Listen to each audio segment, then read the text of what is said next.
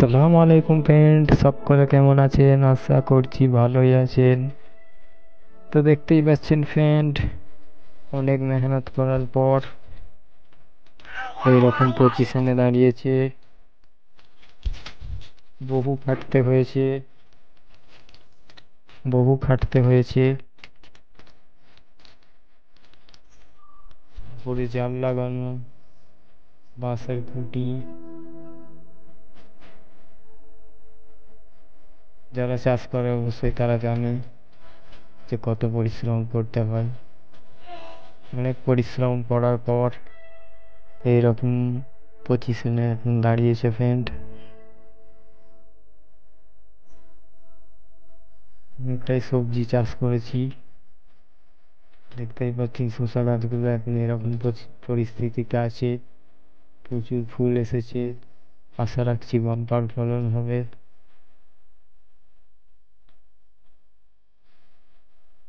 এই দিকটাতে কিন্তু ফ্রেন্ড ঝিঙে দিয়েছি, ঝিঙে ঝিঙে কিন্তু মাচায় উঠে গেছে।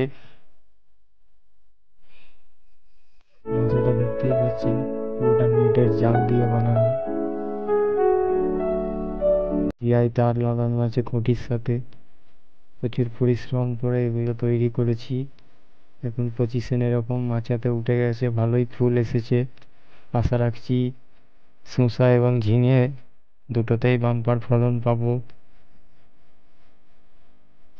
ওই দিকটাতে খানিকটা কুমড়োও আছে, নিচে পুঁই শাক আছে।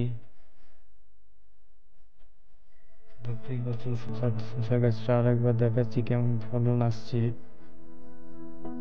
দেখতে পাচ্ছেন কচি কচি শসা এসে গেছে ফ্রেন্ড। নিচে একদম পরিষ্কার পরিচ্ছন্ন রাখতে হয়েছে।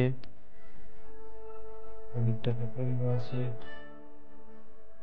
কিন্তু নিচেতেই কুমড়ো চাষটা পুরো নিচেতেই হচ্ছে। আর শসা ঝিঙের জন্য মাচা করা হয়েছে, নিচে নালা করা রয়েছে। প্রত্যেকটা গাছের গোড়ায় কিন্তু জৈব সার দেওয়া আছে, গোবর সার। এখন কিন্তু কচি কচি পাতা উঠবে, বিভিন্ন রকম পোকামাকড় আসবে, যার কারণে মেডিসিন লাগানো হচ্ছে।